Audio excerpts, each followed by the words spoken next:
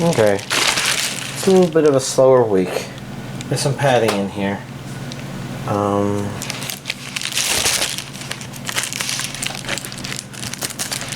just do that. That should be enough to open all three of them.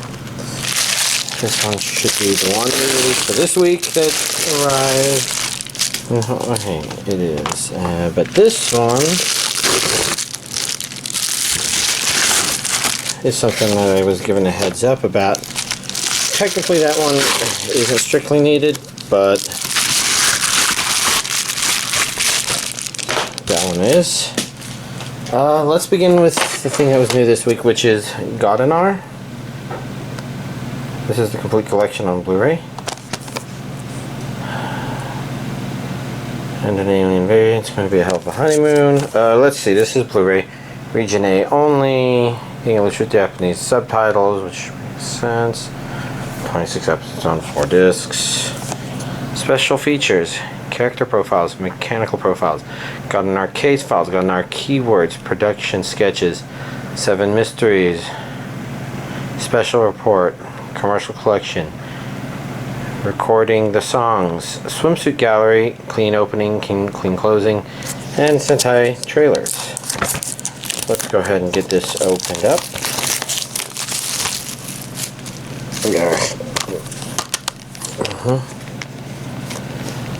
And I wish I could remember this one better, but the only thing I really remember is this was characters were married at the beginning of the series, the anime.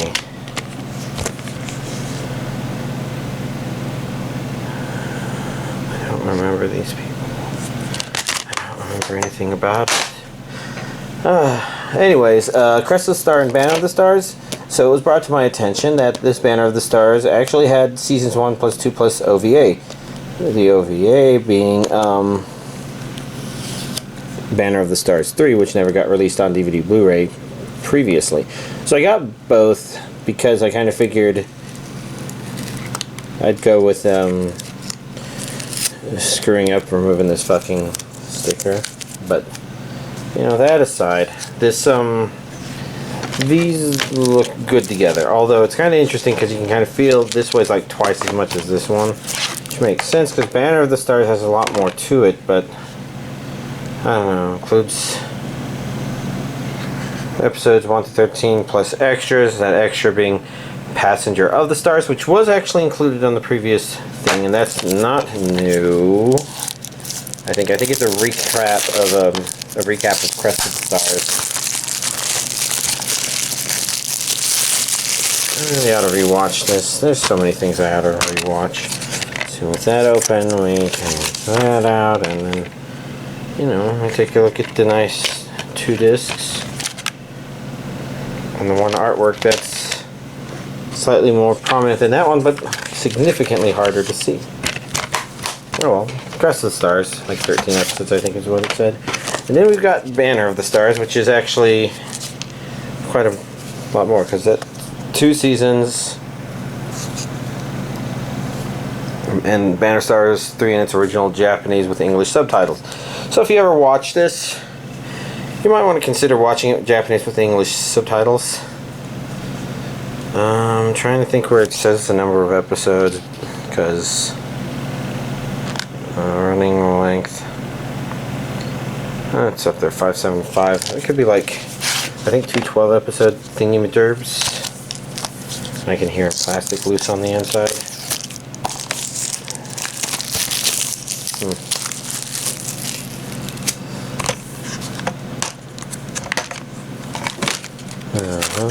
This thing.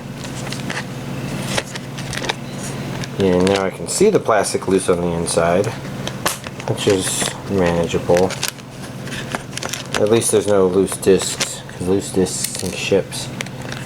Or was that loose lips? I know which one it was. I'm just being stupid.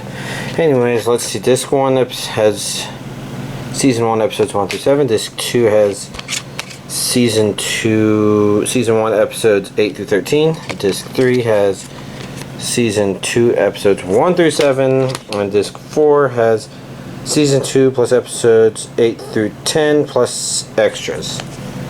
Okay. This one, it's kind of nice to see the full picture. It's interesting because, you know, it's not quite what the artwork of this series as an animated would look like. I'm having trouble forming completely coherent thoughts. Anyways, it's small, but there's this week's anime DVD collection update. Alright, I guess I decided to watch Tokyo Ghoul Re. I kind of wanted to revisit the Tokyo Ghoul universe because it had been a very long time.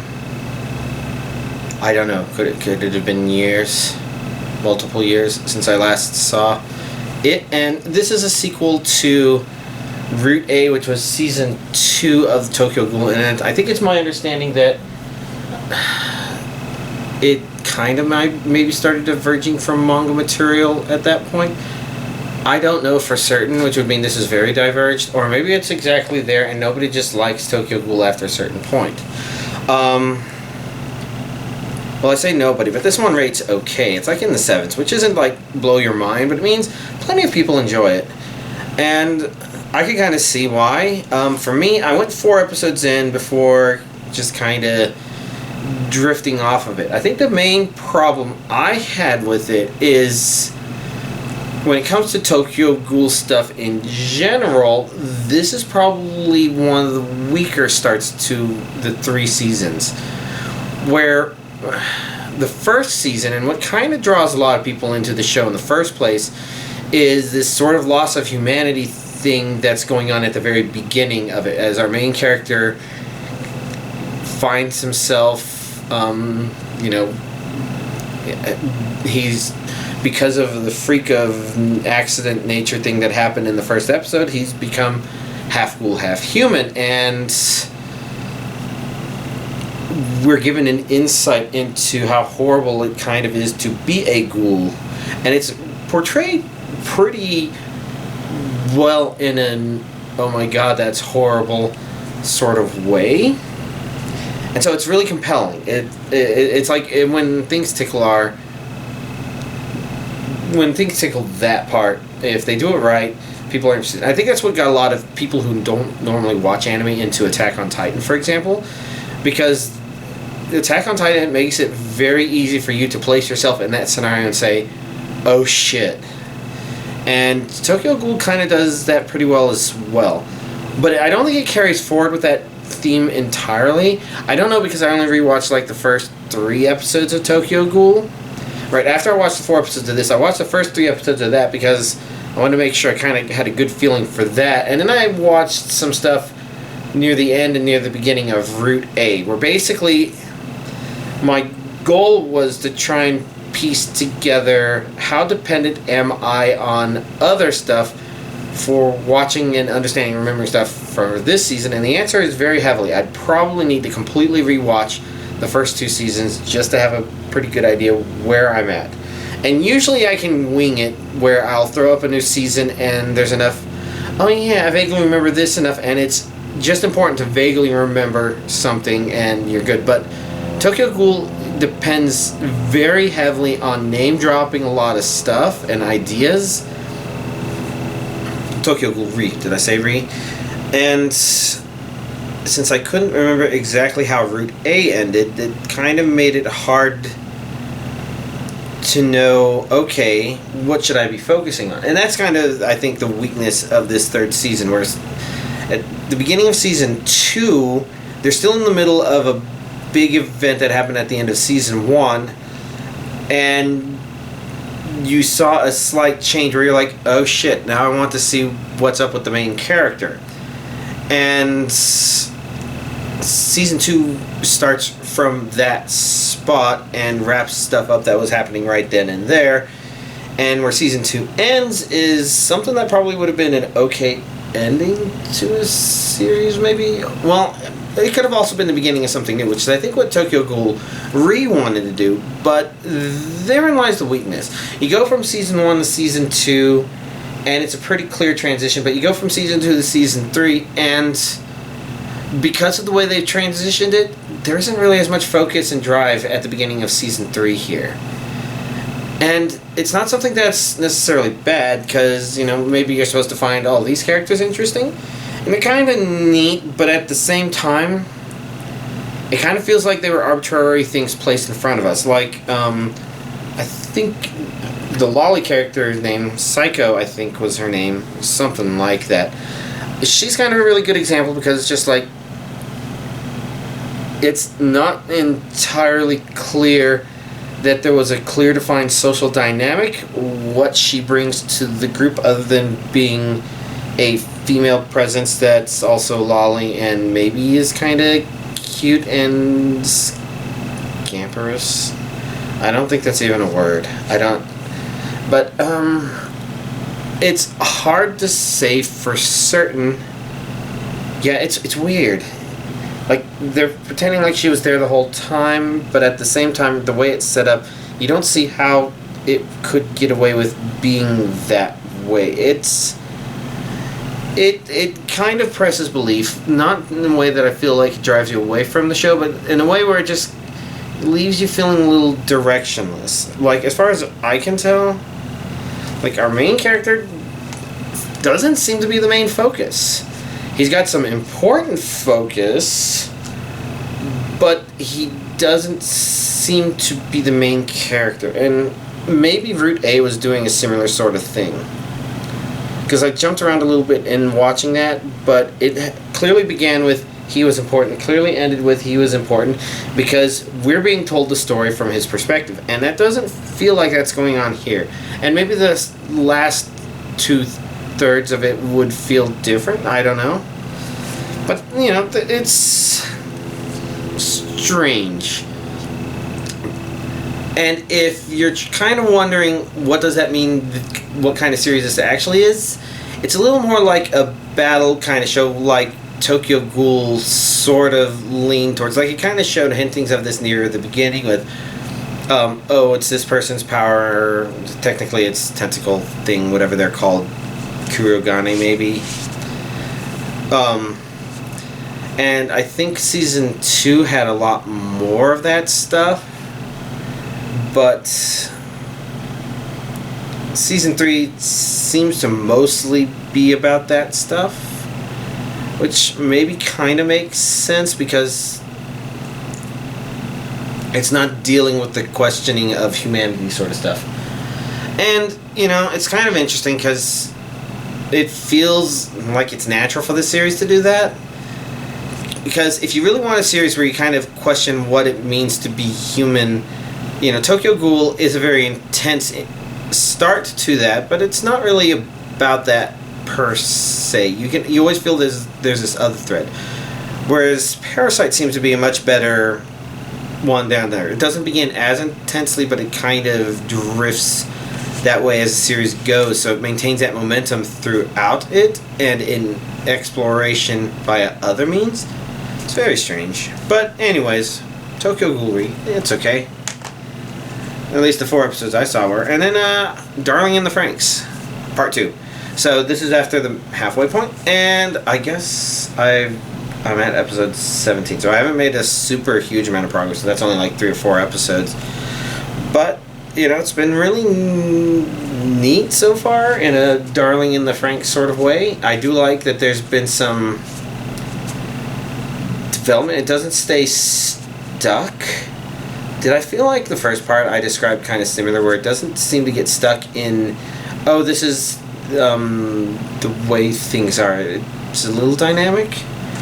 Well, I felt like it's changed enough here. It feels kind of jerking you around a little bit, but nowhere near as bad as like that show I can't remember the name of. So Fushigi Yugi. Now I know Fushigi Yugi for the most part doesn't feel like that. It just kind of does that with the end of every single group of episodes that were released. But this one, there's some ideas, and they're okay. The kind of jerking around isn't too jerky because it's kind of relevant to what it's trying to develop up to next.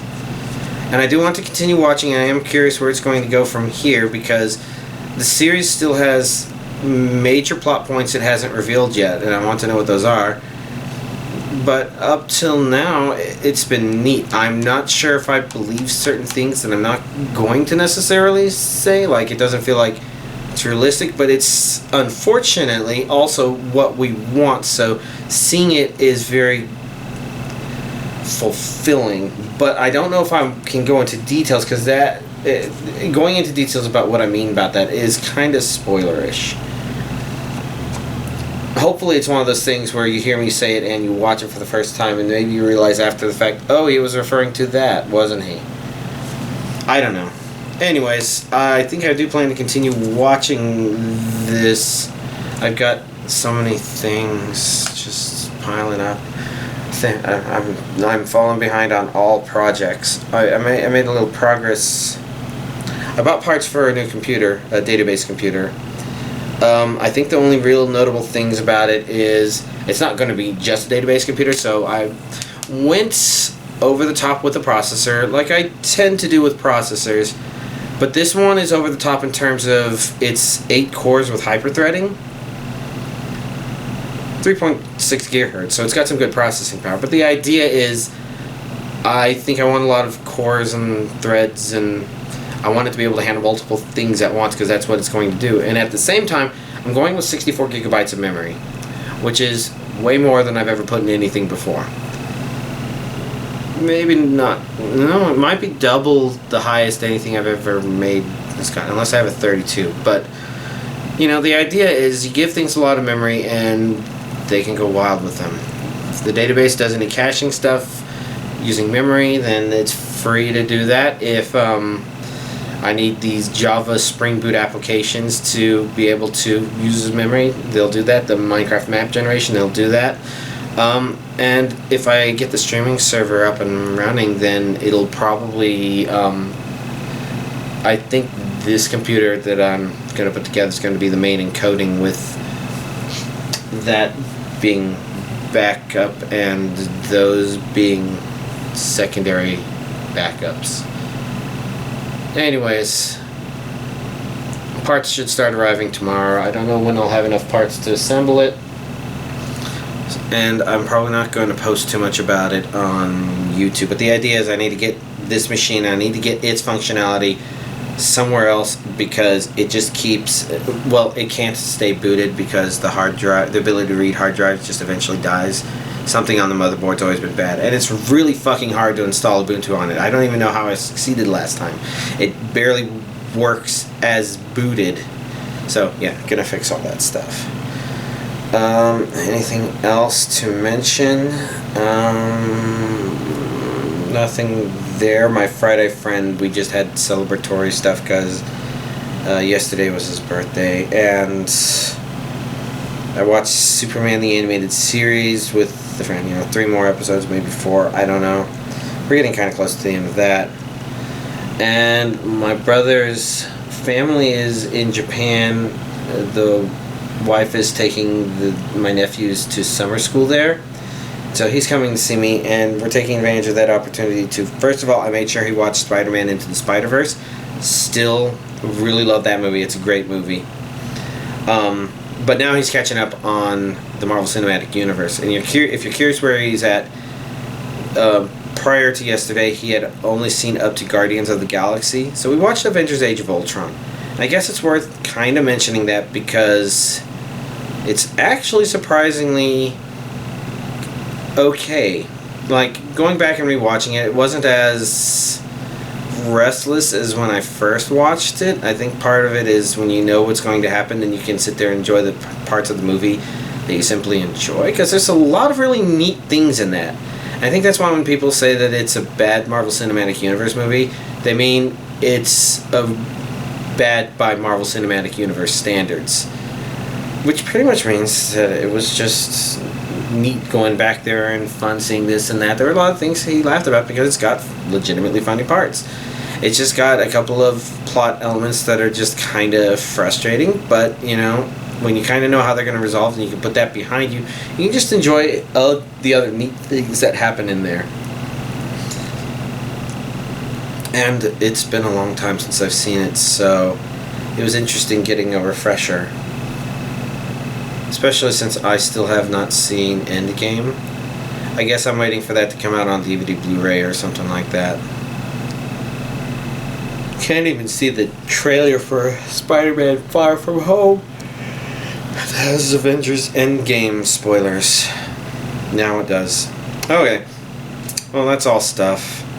Is there anything else to mention? I guess I won the Mario Kart tournament at work. It's not much. There were 6 of us. So I was kind of hoping that the kind of people that would want to come and play and participate in the tournament were the kind of people who might practice ahead of time. And unfortunately, they were all a bit like me and not practicing. But unfortunately, I guess I have a decent enough memory of the tracks such that I can figure out most of the drifts at 150cc. Whereas because they have trouble with most of them, some of them even stopped doing drifts altogether, which means that they just can't keep up. It was basically me and one other guy, and then we let the audience choose the tiebreaker round, and only one person had a strong opinion. That was Baby Park, so we did Baby Park. And in retrospect, when I started looking over, hey, what kind of build do I have anyways, it turns out I have a build that pretty much has maximum boost from turbos, from the drifting stuff. And because Baby Park is pretty much constant drift release, that pretty much means that my kart is really fast on that track. I guess. Anyways, I can't even think of anything else worth mentioning because everything's just been nice and crazy. So we're gonna have to see what next week is like. I can't think of anything. I guess some people asked what my plans for Film Aficionado are. I'm just going to export data. I think I mentioned last week that I was going to work on the program for myself, so maybe that's not new. I just need to export from their database the list of things that they know that I don't have. Because for everything else, I'm just going to be adding it to my database. All I really need to know is what do I have and where the fuck is it, because I'm putting things in boxes and stuff and I need to know. I guess it was also pointed out that there's some Eastern Star stuff that came out last week that I don't have, and technically I didn't forget them. It's just that I ordered them through Right Stuff because near the beginning of, or near the end of the previous month, Right Stuff is the one that has the listings, but Amazon does not. So I placed the pre-orders for them through Right Stuff, and they're not in stock, and I haven't checked to see if Amazon has them in stock, but a part of me doesn't want to worry about that too much, because if I try to switch the order over to Amazon, it's actually complicated, because with Right Stuff, I think in order to cancel an order, you might have to call in and ask them to do that. Unless that was just changing credit card information. Something. But, yeah. I guess that's all stuff and thoughts. I'm waiting for those to ship whenever they do, and I need to pay attention to what